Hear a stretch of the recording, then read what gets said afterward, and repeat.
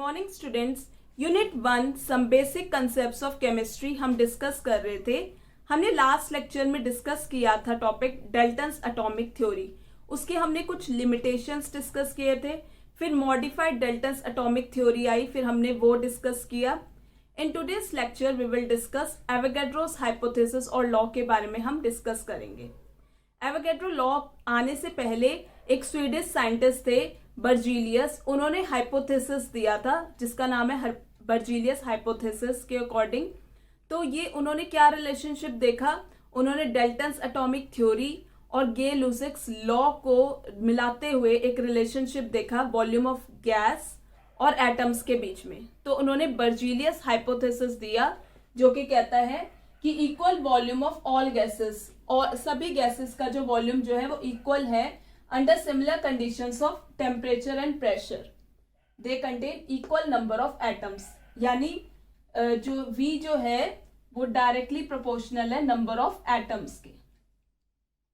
उन्होंने बर्जीलियस ने ये हाइपोथेसिस दिया H2 gas plus Cl2 gas gives 2 HCl gas, यानी 1 volume of hydrogen gas combines with 1 volume of chlorine gas to form 2 volume of HCl gas. तो उन्होंने n atoms लिए hydrogen के, n atoms लिए chlorine के, 2n compound atom, जिसे हम क्या कहते हैं कंपाउंड एटम को आज मॉलिक्यूल।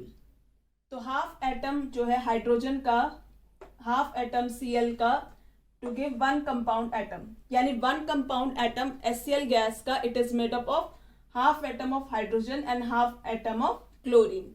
लेकिन ये हाफ एटम जो है वो एग्जिस्ट नहीं करता। ये जो है वो डायरेक्ट कॉन्फ्लिक्ट हुई विद डाल्टन्स एटॉमिक थ्योरी, जो कि क्या कहती है कि जो एटम जो है वो इंडिविजिबल है, इंडिस्ट्रक्टिबल है। तो ये जो हाइपोथेसिस है वो फेल हो गई और उसके बाद एवोगैड्रोस लॉ आया, वो हम डिस्कस करते हैं। नाउ स्टूडेंट्स, अब हम एवोगैड्रोस लॉ को डिस्कस करते हैं। एवोगैड्रो ने क्या कहा, जो मैटर जो है वो कंसिस्ट करता है 2 पार्टिकल्स, एटम्स और मॉलिक्यूल्स। एटम जो है स्मॉलेस्ट पार्टिकल है एलिमेंट का, जो एग्जिस्ट कर भी सकता है और नहीं भी कर सकता इंडिपेंडेंटली।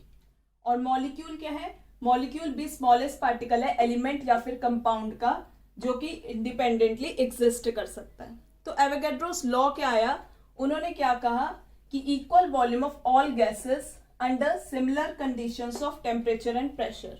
टेम्परेचर और प्रेशर सेम रहे और इक्वल वॉल्यूम थी सभी गैसेस की, दे contain equal number of molecules. यानी V जो है वो डायरेक्टली प्रोपोर्शनल है N के eight constant temperature and pressure. ये था एवोगैड्रो लॉ।